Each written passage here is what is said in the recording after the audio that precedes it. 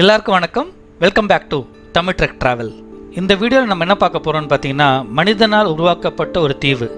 அந்த அழகான தீவில் எடுக்கப்பட்ட சில புகைப்படங்களை நான் உங்களோட ஷேர் பண்ணுறேன். பாருங்கள் எவ்வளோ அழகாக இருக்குன்னு சொல்லி. வாங்க இப்போ நம்ம வீடியோக்குள்ளே போகலாம்.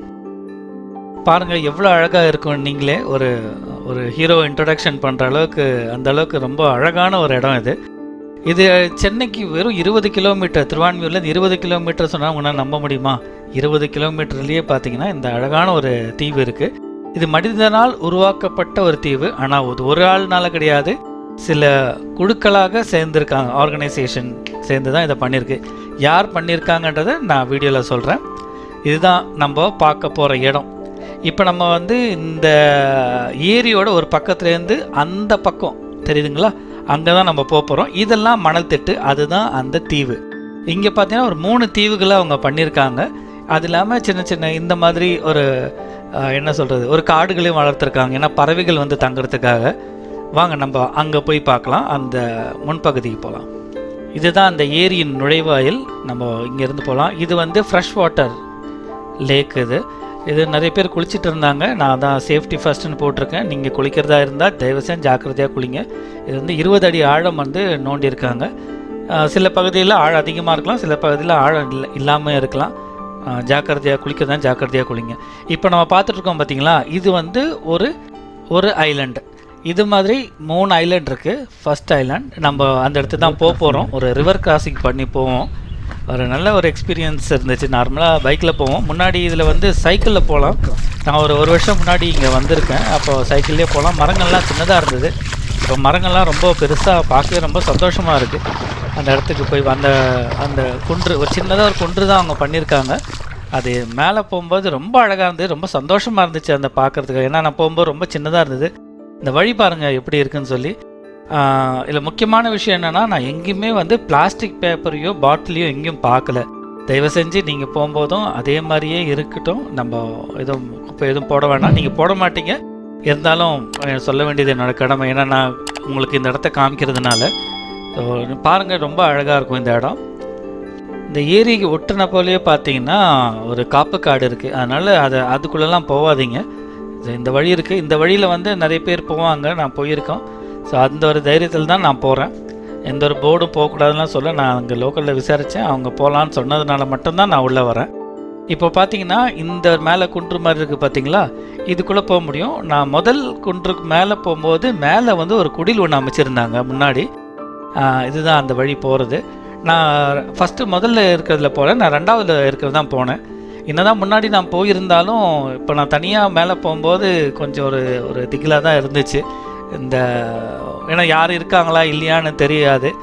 அதனால் சேஃப்டி தான். ஆனால் எப்பயும் சொல்கிற மாதிரி தனியாலாம் போகாதீங்க, ஒரு குரூப்பாகவே போங்க. நீங்கள் ஃபோட்டோகிராஃபிக்கு இன்ஸ்டா ரீல்ஸ் போகிறதுலாம் ஒரு பர்ஃபெக்டான இடம். இந்த இடம் இப்படியே இருக்கணும்னா பிளாஸ்டிக்ஸ்லாம் போடாமல் எப்பயுமே இருக்கிற மாதிரியே வச்சுருங்க. இந்த தீவுகளுக்கு மழை காலத்தில் வர முடியாது. மழை காலத்தில் வந்தீங்கன்னா இதுக்குள்ளே போக முடியாதுங்க. பாருங்கள், இதுதான் நான் உள்ளே வர்றது இடம். நீங்கள் அப்படியே நேராக உள்ளே வரலாம். நீங்கள் பைக்கெலாம் எடுத்துகிட்டு உள்ளே வரதுனால அவங்க கட்டை கட்டியிருக்காங்க. அதுதான் முதல் தீவு. இது 2வது தீவு. இந்த மரங்கள்லாம் ரொம்ப சின்னதாக இருந்துச்சு நான் முதல் வாட்டி வரும்போது. இப்போது நல்லா பெருசாகவே வளர்ந்துருக்கு. சரி எப்படி இருக்கும்னு எனக்கு தெரியும் மேலே, அதனால் தைரியத்தோடு மேலே போனேன். ரொம்ப நல்லா இருந்துச்சு. ஒரு திக்கு அனுபவமாக இருந்தாலும் ரொம்ப நல்லா இருந்துச்சு. மேலே போகும்போது பறவைங்களோட சவுண்டும் சரி, ரொம்ப அமைதி, அதேமாதிரி நல்ல காற்று, அது எல்லாமே நம்மளை ரொம்பவே ஒரு என்ஜாய்ஃபுல் மூமெண்ட்டாக இருக்கும். என்னதான் இருந்தாலும் என்னோடய சைடில் நான் சொல்ல வேண்டியது, தனியாக போகாதீங்க, குப்பைகளை போடாதீங்க. என்ன இருக்கோ அதை அப்படியே விட்டுட்டு பார்த்துட்டு வர வேண்டியது தான். ஃபோட்டோஸ் எடுங்க. செம்மையாக இருக்குது இந்த இடம். இன்னும் லைட்டாக மழைலாம் பெஞ்சதுன்னா இன்னும் ரொம்ப அழகாக இருந்திருக்கும். நம்ம பிப்ரவரி மாதம் எடுத்தது தான், அதனால் மழைக்கு சான்ஸ் கம்மி தான். ரொம்ப அழகாக இருக்குது பாருங்கள். அந்த குப்பைங்க அந்த இலைங்களை பார்க்குறதுக்கே எவ்வளோ சந்தோஷமாக இருக்குது. இந்த காஞ்ச இலைங்களை பார்க்குறதுக்கு. அதுக்கு மேலே நடக்கும்போது அந்த சவுண்டுமே ரொம்ப நல்லா இருக்குது. நம்ம ட்ரெக்கிங்லாம் போகும்போது அந்த சவுண்டு இருக்கும் பாருங்கள், அந்த மாதிரி இருந்துச்சு. வாங்க நம்ம மேலே போய் பார்க்கலாம் எப்படி இருக்குன்னு சொல்லி. இன்னொரு முக்கியமான விஷயம், இங்கே வீடியோ எடுக்கிறதுக்கு இது ஒரு குப்பை கிடங்காக இருந்துச்சு. கிட்டத்தட்ட என்ன சொல்கிறது, ஒன்றுமே பண்ண முடியாதுன்ற அளவுக்கு இருந்த இடத்த இவ்வளோ அழகாக பண்ண முடியும் அப்படின்னா நம்மளுக்கு ஒரு இன்ஸ்பிரேஷன் தான். நம்மளை சுற்றி இருக்கிற காடுகளாக இருந்தாலும் சரி, ஏரிகள் குளங்கள்லாம் நம்மளை சுற்றி இருக்குது. நம்ம சென்னை சுற்றி நிறைய இருக்குது, சென்னை பக்கத்துலேயும் நிறைய இருக்குது, சென்னைக்குள்ளேயும் இருக்குது. அந்த இடங்களை இந்த மாதிரி நம்ம ரீஸ்டோரேஷன் பண்ண முடியும் அப்படின்றதுக்காக தான் நான் இந்த இடத்தையே நான் வந்து வீடியோ எடுத்து காமிக்கிறேன். இதுதான் மேலே வந்தாச்சு. அந்த சின்ன குன்று, நம்ம ரொம்ப பெரிய மலை மேலே ஏறின ஒரு சாதனை இருந்துச்சு.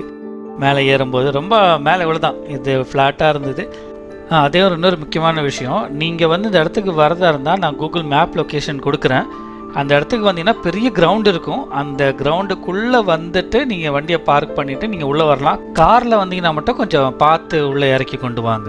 சரி, இப்போது 3வது தீவில் பார்த்தீங்கன்னா அந்த வழியெல்லாம் தண்ணியால் மூடப்பட்டிருக்கு. அதனால் அங்கே போகிறதுக்கு சேஃப்டி இல்லை, அதனால் அங்கே போகல. இதே மாதிரி தான் இருக்கும். பாருங்கள் எவ்வளோ அழகாக இருக்குது இந்த இடம் அப்படின்னு சொல்லி. இந்த இடத்த இவ்வளோ அழகாக யார் கொண்டு வந்தா அவங்கள பற்றி பார்க்கலாம். இப்போது இந்த ஏரி இந்த அளவுக்கு அழகாக இருக்கிறதுக்கு காரணம், முக்கியமான காரணம் பார்த்திங்கன்னா இந்த பிச்சாண்டிக்குளம் ஃபாரஸ்ட் கன்சல்டன்ட் அவங்க தான் இந்த ஏரியை வந்து தூர்வாரி ரொம்ப அழகாக்கி ஆழப்படுத்தி கரைகளெல்லாம் பலப்படுத்தி ரொம்ப நல்லா பண்ணியிருந்தாங்க. அதுக்கப்புறம் வந்து ஐஐடியோட உதவியோட ஒரு சர்வே எடுத்து இந்த இடத்த இன்னும் மேம்படுத்தினா என்னெல்லாம் வேணும் அப்படின்ற மாதிரி ஒரு சர்வே எடுத்து கொடுத்துருக்காங்க. அது கிட்டத்தட்ட ஒரு 5 கோடி ரூபா செலவாகும் அப்படின்னு சொன்னதுனால அதை வந்து டிசிஎஸ் வந்து சப்போர்ட் பண்ணி இந்த இடத்துல வந்து இந்த மாதிரி அழகான ஒரு தீவு குன்று மரங்கள், கிட்டத்தட்ட 7000 மரங்களுக்கு மேலே இவங்க இந்த நட்டுருக்காங்க. இங்கே ரொம்ப பராமரிச்சுட்டு வர, இப்போ சிப்காட் தான் இந்த இடத்த வந்து பராமரிச்சுட்டு வராங்க. உங்களுக்கு டைம் கிடச்சிதுன்னா நீங்கள் கண்டிப்பாக போய் பாருங்கள். அது மட்டும் இல்லாமல் பார்த்தீங்கன்னா இந்த ஏரியோட பேர் நான் சொல்ல, இந்த ஏரியோட பேர் வந்து பெரிய ஏரி, சித்தேரின்னு ஒன்று இருக்குது, அது பக்கத்துலேயே இருக்குது. ஆனால் இந்த ஏரி தான் பார்க்க ரொம்ப அழகாக இருக்கும். இந்த வீடியோ பிடிச்சிருந்தா ஒரு லைக் போட மறந்துடாதீங்க. அதிகபட்சமாக ஒன்றும் கேட்கல, ஒரு லைக் போடுங்க போதும். தேங்க்ஸ் ஃபார் வாட்சிங் தமிழ் ட்ரெக் ட்ராவல்.